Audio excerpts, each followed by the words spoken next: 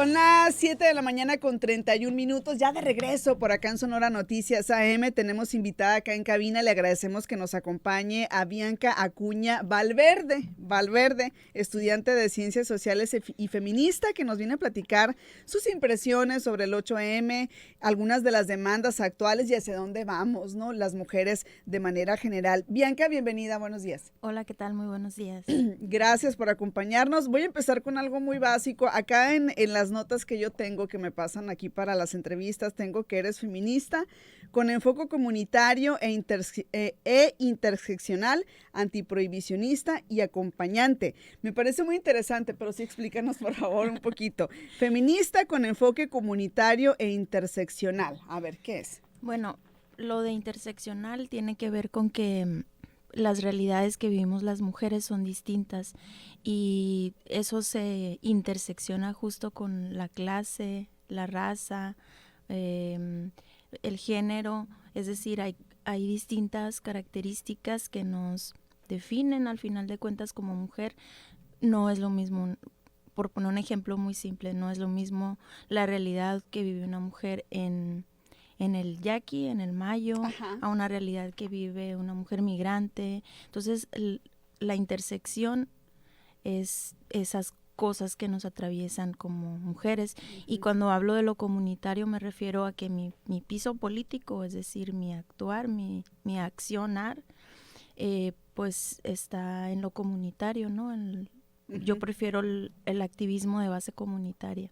Ok, y cuando decimos antiprohibicionista y acompañante, ¿a qué nos referimos? Bueno, antiprohibicionista porque actualmente estoy estudiando ciencias sociales, estoy haciendo un doctorado en ciencias sociales y mi trabajo de tesis tiene que ver con un programa que se llama reducción de daños con mujeres consumidoras de sustancias, y al hablar de antiprohibicionismo me refiero con que se reconoce que en este tema de la guerra contra las drogas, o sea, el enfoque que ha tenido el consumo de sustancias ha sido criminalizar a las personas que consumen, y bueno, este enfoque pone en el centro a las personas y no a las sustancias, y también tiene que ver con hablar de las condiciones que hay alrededor del consumo de sustancias. Y al hablar de antiprohibicionista, pues yo quiero decir que pongo en el centro a las mujeres, a las personas,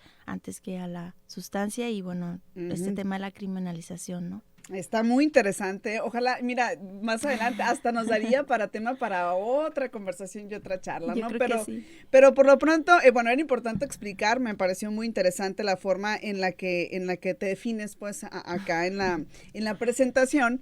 Y ahora sí, si te parece, vamos de lleno, Bianca, con el tema del 8M, ¿no? Es decir, tus impresiones de manera breve sobre este 8 de marzo. Creo que muchas personas han coincidido en que ha venido con más fuerza, quizá después de los años de pandemia, los años más fuertes de la pandemia, hubo diferencias en cuanto a la forma de manifestar y demás, y regresa en este 2023 con más fuerza, ¿no? Sí, yo creo que de unos años para acá hemos estado como observando mucho lo que está pasando con el movimiento feminista, ¿no? Para empezar, cada vez somos más, ¿no? Yo leí una publicación que hablaba que alrededor 7,000 mujeres habían ido a marchar. Hay fotos donde se ve las calles llenas, ¿no?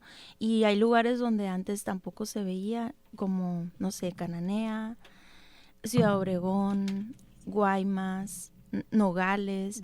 O sea, hay marchas, las mujeres nos estamos manifestando y estamos exigiendo el cumplimiento de nuestros derechos, yo creo de manera histórica, ¿no?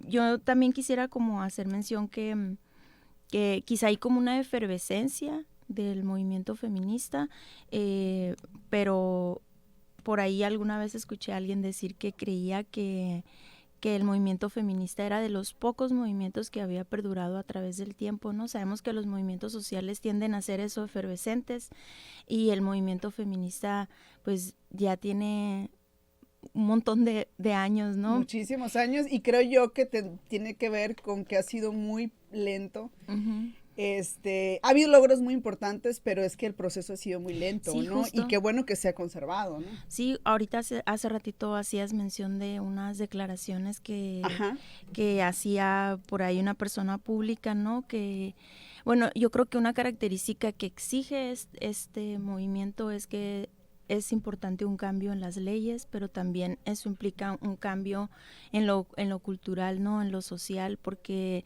de nada sirve que se aprueben leyes si en la práctica se siguen replicando cuestiones como pues como estas declaraciones que pues son realmente preocupantes, ¿no? Y bueno, en esa cuestión de las mujeres que nos empezamos a movilizar, yo creo que viene mucho desde repensarnos, ¿no? Repensarnos dentro de, pues del espacio público y privado, porque antes se hablaba esto de las mujeres a lo privado y los hombres a lo público, ¿no? Y todo eso se ha ido como desmenuzando y entonces las mujeres nos hemos ido cuestionando nuestro lugar en el mundo, ¿no? Y esto de, pues no nací nada más para tener hijos, no nací nada más para criar, etcétera, etcétera, ¿no? Y que esas demandas han ido evolucionando, porque hace unos años se hablaba del derecho al voto, ¿no? Después como de la, pues de la libertad, las libertades, ¿no? ujú, Los cuerpos de las mujeres, ¿no? claro. Y ahora actualmente vemos, eh, tiene mucho que ver también porque las mujeres hemos ido como empujando para que se hable, ¿no? Ujú. Se introdujo el concepto del feminicidio que antes no existía, ¿no? A raíz de todo lo que ocurría pues de los asesinatos de mujeres por razones de género, ¿no? Sí, en Ciudad Juárez, ¿no? Si Sí, mal no en recuerdo, Ciudad en Juárez. los 90, ¿no? Sí, y bueno, Ajá, actualmente hablamos de, uno, las violencias que vivimos las mujeres, que pues son muchas, ¿no? Violencia económica, psicológica, física, y antes pensábamos que por violencia se entendía pues que una mujer llegara a denunciar toda golpeada, ¿no?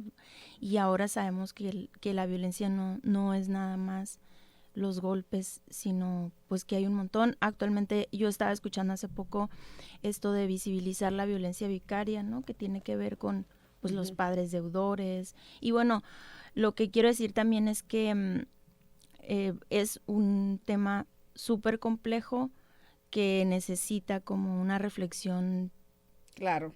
muy, muy crítica, ¿no? De justo las realidades que vivimos las mujeres.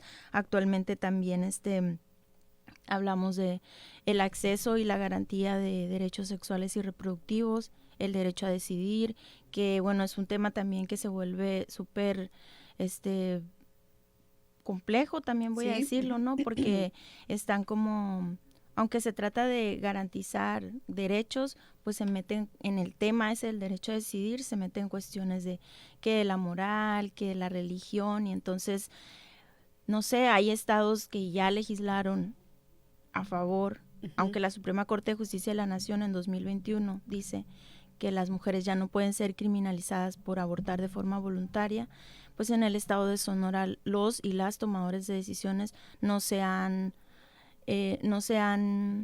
ni siquiera puesto a hablar del tema porque como un, pues no sé si sea un Pues temor somos o no sé. una sociedad, creo yo, todavía conservadora, ¿no? Sí, En ese sentido todavía queda bastante por hacer, pero, o sea, da gusto que pues haya avances, ¿no? uh-huh, ¿No? Ahorita que mencionabas este tema, yo recuerdo cómo, o lo importante que fue para las mujeres en la década de los 60, por ejemplo, estas movilizaciones que se hicieron y donde se exigía la píldora, por ejemplo, ¿no? sí, Anticonceptiva, que representó para la mujer algo importante porque ya se trataba de decidir cuándo se iba a tener hijos, cuándo no, y que la sexualidad pues también era un tema de placer, ¿no? No claro, solamente para la reproducirse, pues, ¿no? Para la reproducción, sí, reproducción, ¿no? Entonces esto generó pues muchas movilizaciones, ¿no?